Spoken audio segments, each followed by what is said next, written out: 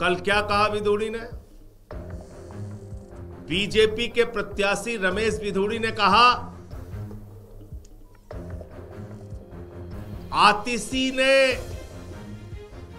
अपना बाप बदल दिया। नहीं लगता कि कालका जी के लोग इस तरह के उम्मीदवार को कभी भी स्वीकार करेंगे और अपना जनप्रतिनिधि बनाएंगे। मुझे लगता है रमेश विधूड़ी जी चुनाव लड़ने से पहले ही हार चुके हैं। बहुत छोटे थे हम, 1992 में फिल्म आई थी, उसमें कुलभूषण खरबंदा जो थे वो स्पोर्ट्स टीचर थे और वो कहते हैं जो जीता वही सिकंदर। तो चुनाव के जब रिजल्ट आएंगे तो पता चलेगा कौन किसका बाप है, बाकी तो सब चलता रहेगा। कल जिस मंच से प्रधानमंत्री जी दिल्ली की जनता से अपील कर रहे थे कि उनकी सरकार बनवा दो, उसी मंच से रमेश विधूड़ी जी महिलाओं को गालियां दे रहे थे, महिलाओं पे अभद्र टिप्पणियां कर रहे थे। प्रधानमंत्री जी को बताना चाहिए कि क्या वो इसकी बात से सहमत हैं कि नहीं है।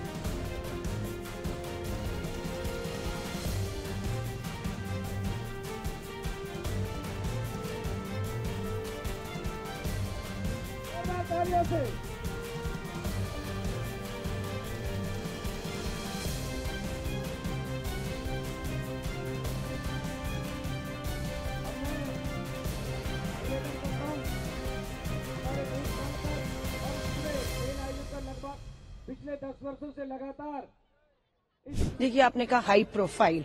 आपको लगता है भाजपा के उम्मीदवार रमेश विधूड़ी जी की जो भाषा के बाद आप उन्हें हाई और प्रोफाइल करते हैं, इतना लो वो चले गए हैं कि भाषा का संयम, अभी तो चुनाव शुरू भी नहीं हुआ है, अभी तो उनको उम्मीदवार बनाया ही है और पहले ही 2 दिन में, पहले ही 2 उनकी जनसभाओं में जो इस तरह की भाषा, पहले प्रियंका जी पर अटैक सीधा किया, उसके बाद जो है अब दिल्ली की महिला मुख्यमंत्री को लेकर जिस तरह की निचले स्तर की भाषा बोल रहे हैं, मुझे बिल्कुल नहीं लगता कि कालका जी के लोग इस तरह के उम्मीदवार को कभी भी स्वीकार करेंगे और अपना जनप्रतिनिधि बनाएंगे। मुझे लगता है रमेश विधूड़ी जी चुनाव लड़ने से पहले ही हार चुके हैं। इस तरह की भाषा का किसी भी तरह, चाहे वो कांग्रेस की नेता हो, आम आदमी में, चाहे भाजपा की हो, कल रमेश विधूड़ी जी हो सकता है कि भाजपा की अपनी किसी महिला, जो क्योंकि उनको बहुत सी महिलाएं भाजपा के अंदर ही नाराज हो चुकी हैं कि भाषा इस तरह की हुई तो हम महिलाएं भाजपा मोर्चा वाली उनके साथ नहीं चल पाएंगे। हो सकता है गुस्सा आके कल रमेश विधूड़ी जी पलटकर भाजपा महिला मोर्चा महिलाओं के लिए अब तीसरी बार कुछ कह दे।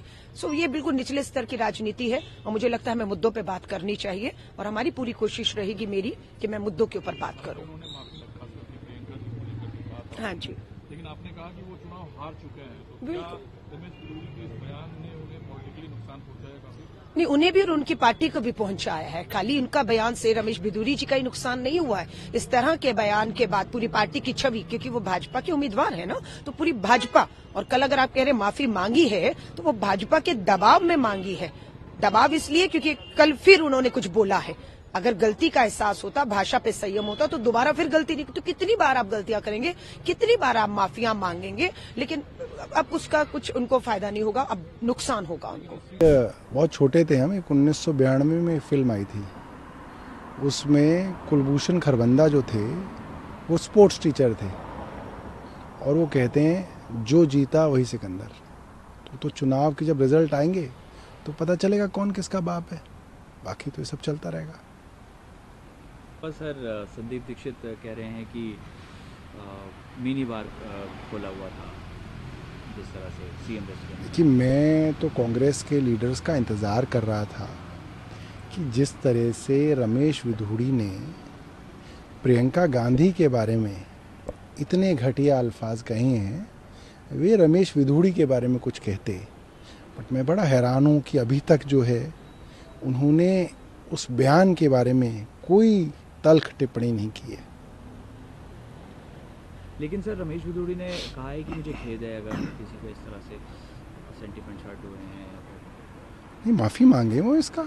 अगर सेंटिमेंट हर्ट हुए हैं तो सारे सोशल मीडिया पे जो है वो पता चल रहा है कि सेंटिमेंट हर्ट हुए हैं, तो वो डायरेक्टली माफ़ी मांगे और जिनके बारे में उन्होंने कहा है उनसे माफ़ी मांगे, हमसे क्यों। ये घुमा फिरा के खेद है कि क्या बात है। आप बाकायदा माफ़ी मांगिए। जिस अंदाज में आपने ये अल्फाज कहे हैं उसी अंदाज में आपको माफ़ी मांगनी चाहिए। देखिए, भारतीय जनता पार्टी का चरित्र है, रमेश विधूड़ी जी जो बोलते हैं वो अपने नेताओं से डिस्कस किए बिना बोलते होंगे या अपनी पार्टी के सीनियर लीडर्स के बिना इशारे पे बोलते होंगे, ऐसा तो हो नहीं सकता। तो भारतीय जनता पार्टी का ये चरित्र है कि महिलाओं के ऊपर भद्दी टिप्पणी करो, महिला मुख्यमंत्री के ऊपर टिप्पणी करो, उनके व्यक्तित्व पर टिप्पणी करो और फिर उनका ऐसे सार्वजनिक मंच से मजाक उड़ाओ। कल जिस मंच से प्रधानमंत्री जी दिल्ली की जनता से अपील कर रहे थे कि उनकी सरकार बनवा दो, उसी मंच से रमेश विधूड़ी जी महिलाओं को गालियां दे रहे थे, महिलाओं पे अभद्र टिप्पणियां कर रहे थे। प्रधानमंत्री जी को बताना चाहिए कि क्या वो इसकी बात से सहमत हैं कि नहीं है। क्या वो रमेश विधूड़ी जी जैसे व्यक्ति को ही दिल्ली की राजनीति में आगे लाने के लिए वोट मांग रहे हैं लोगों से? सर, अभी तक किसी भी बीजेपी नेता का भी बयान इस पर नहीं आया है। आपको मैं तो खुद कह रहा हूं ना कि प्रधानमंत्री जी को बयान देना चाहिए।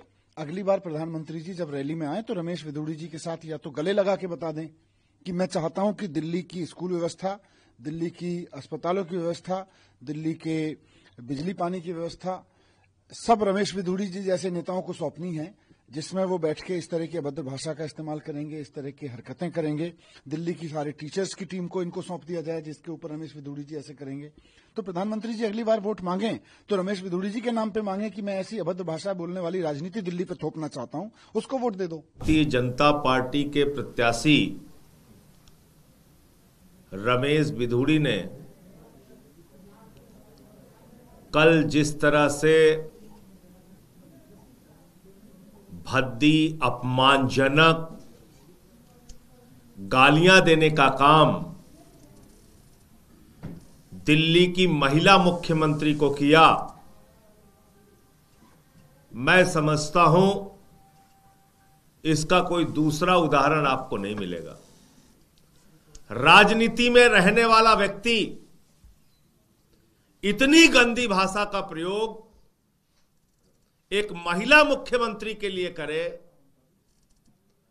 इसका कोई दूसरा उदाहरण नहीं मिलेगा। कल क्या कहा विधूड़ी ने? बीजेपी के प्रत्याशी रमेश विधूड़ी ने कहा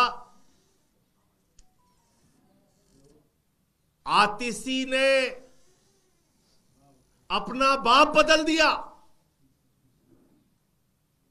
मोदी जी यही सिखाते हो आप?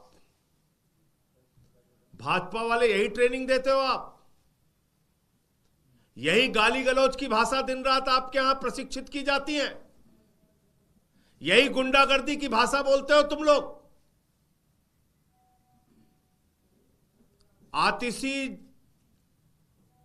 के पिताजी 80 साल की उम्र के हैं, वृद्धावस्था में हैं, बीमार हैं और ऐसी हालत में आप उनको गालियां दे रहे हैं।